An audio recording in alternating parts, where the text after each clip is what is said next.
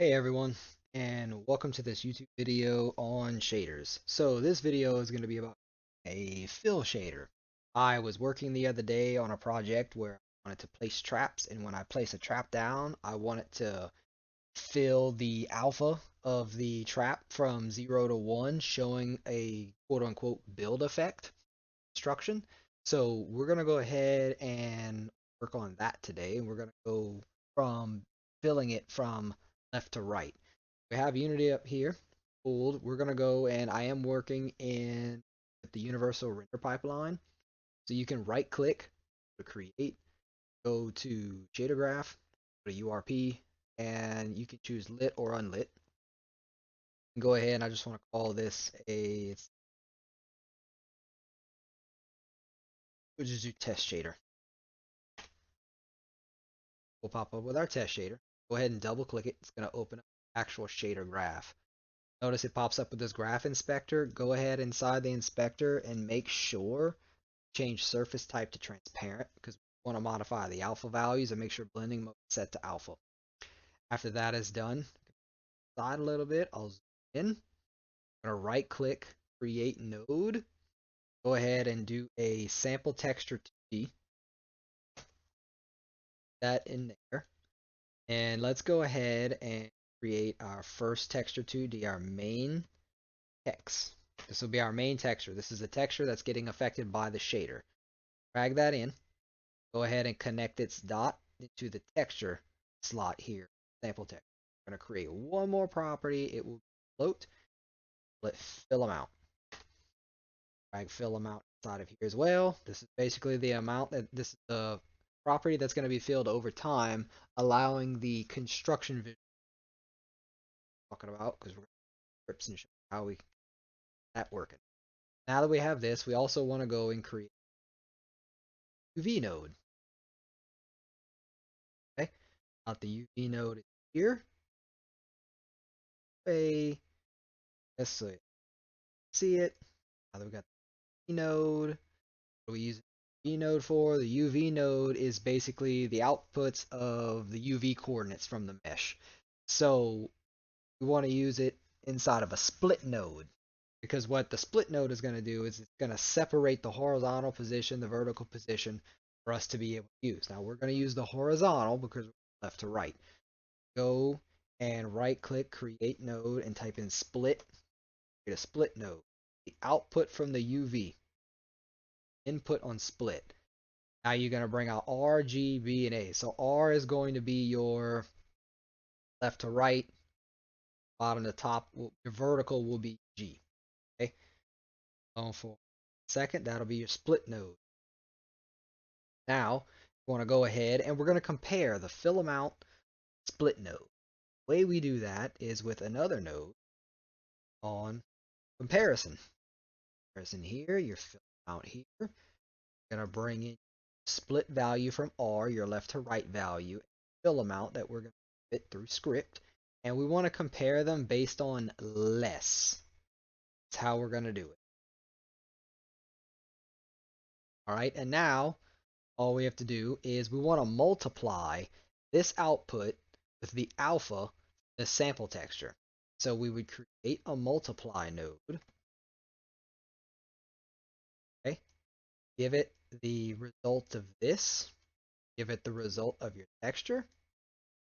So it's going to multiply these two outputs, this alpha with this alpha, and it's either going to give you 0 or 1.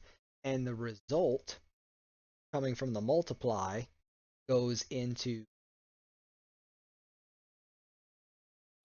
alpha.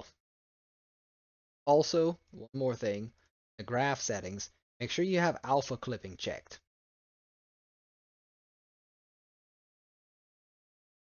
Now, alpha clipping shows up and you alpha clip. So this is what the shader look like with the connection right here from your, get your RGB values here. So thankful we can zoom into this. So we take the RGB values, the color values, and bring them into the fragment shaders base color. So the way this is working is you're getting the main texture that you're going to put this material on. All of its values get stored here of a texture. Okay, you have these UV coordinates that also need to be put into this UV. You have UV coordinates and your texture. It's going to give you the whole color and from the texture, and you want to put it into the base color. Well, the base color also needs an alpha channel. It needs a way to get the alpha. So split it so we can get just the left and right values. We're going to fill up the fill bar, the float value, and it's going to compare those and say, well, we're going to get less, and then we're going to get something from it. It's going to come here. Take the alpha value from the texture, multiply them, and we get zero values between 0 and 1 that go here, which is going to show it or hide it. That is essentially how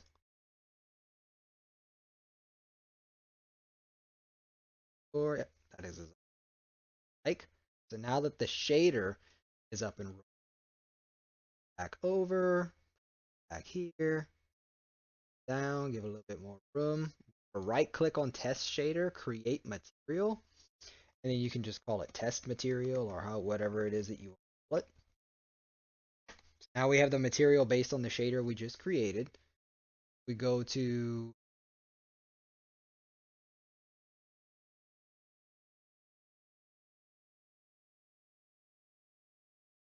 advanced, main text thing. We need to make sure our fill amount is going to be set to mode slider.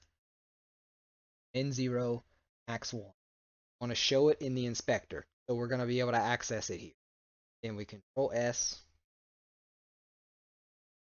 And now you can see the surface inputs popped up. Now you see main text shows up in fill amount. And as you can see, when I do the fill amount from 0 to 1, it's filling from left to right. And then now we can. So to go ahead and put all this together, what I did was I created a script that we're going to go ahead and attach to a game object. Let's go ahead into the scene and create a 2D object, a sprite. Let's just do a square. Okay. Then we'll come into here and we'll bring this up. See, we got the square here and we got our inspector.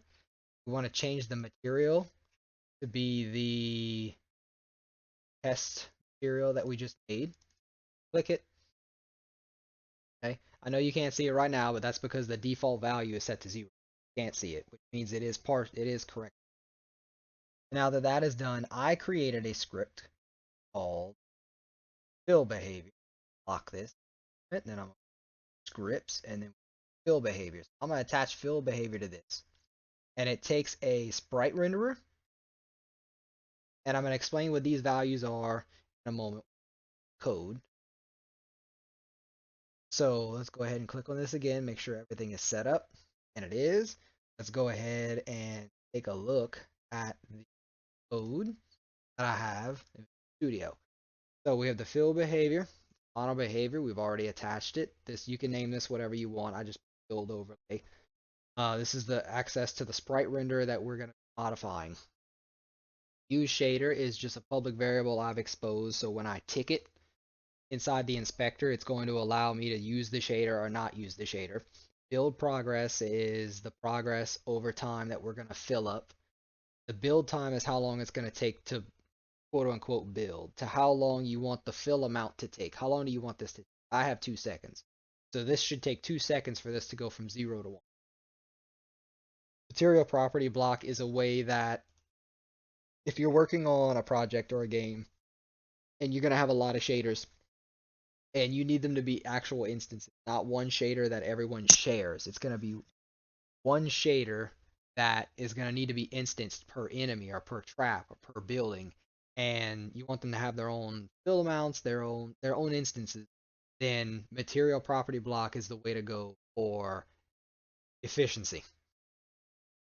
And so that's what I went here. And this fill amount ID is just a property that I access the shader class and I want to get the property name and bring it to an actual.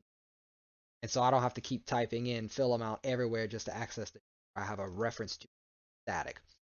So on awake, I want to create a new property block. On update, I just want to see if we're using the shader. If we are, I want to go ahead and increase the build progress by delta time. I'm going to set the build progress. It's going to be the build progress divided by build time. a value between 0 and 1. So if you have build progress of 1, your build time is 2 seconds. The 1 divided by 2 is 0.5. You're going to be halfway filled. You're going to be halfway through to complete. And I just do a check here to say if my build progress is greater than or equal to build time. So if it's been 2 seconds, then I'm going to reset my build progress to 0, and I'm just going to turn this, and I'm not going to let me shader for right now. Basically, stop animating. Just leave it be. Set build progress is going to take the progress in. It's going to clamp it between values of 0 to 1. We don't need anything bigger than that or less. We want to keep it uniform. I go into the build overlay. I want to get its property block property. And I'm going to store it into this. Now, now that I have it, I'm going to set its float value. This is actually accessing the float property. See, set a float property on the property block. We want to set the fill amount ID. And we want to set it by this much, the progress. Then we want to set the property block back to the updated and that's all this shader is going to do. So if we go back into Unity,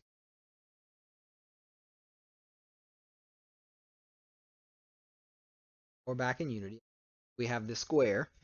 Okay, I type in test material and I put it on 1. Goes to show that it works. Okay, but we're going to leave it on 0 for now because we start out with 0.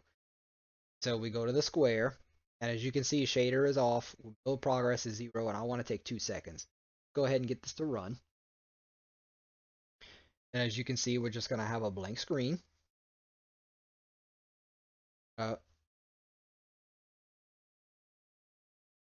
Blank. Okay. And now that it's built, I'm going to say, okay, let's use the shader. And as you can see, we're going to count to, and I'm going to count to 2. So, 1,000, 2, 1,000. Done. Okay. Use the shader again. Now, I reset the build progress. So this is just for, just reference to kind of show you how everything works. So like you can go into build time. Let's change it to 5 seconds. I want it to take 5 seconds to construct this. Then you do 2, 1,000, 1,000, 5, 1,000. And now it took 5 seconds. And what's great about this is it's, I know it doesn't look the best because it's a shape, but let me show you based on one that I already created. I have a spike trap asset here. It's for test. This is one of my spike traps, and if I want, I can say, okay, take 5 seconds and then use the spike trap. So then 1,000, 2, 1,000, 1,000, 5, 1,000. So you can see how it does this. That is how it is. That is how I got it to work. Now, personally, in my game, I have it set up where you can, there's an overlay. There's 2 sprites. One sprite is the one that I'm going to animate in with the shader, and then the one below it is half opaque. So at first you have a 0. At first you can't see this, but you see one underneath it that is that's half opaque, so it's half transparent as well. So when this thing fills up, it looks like it's filling up a bar. It's just filling out the shader on top and not the one below it. Um, so that's what I wanted to go over inside of this video. I appreciate all of you showing up and watching the video. I hope it was helpful. I hope you'll be able to use it inside of your game or inside of your project, whatever you want to go and make something that you want to fill. I got the idea from previous games having constructions inside their game when they trap and things like that, and I also know that with the image inside of Unity, there's already a built-in feature for images. Just use the fill amount and just change it. So how do I do that for an actual shader if I want to use it on a sprite renderer instead of using it on a UI element on a canvas? That's what we came up with. What we did. I hope you enjoyed the video, and I will catch up in the next one. Thanks. Blessed day.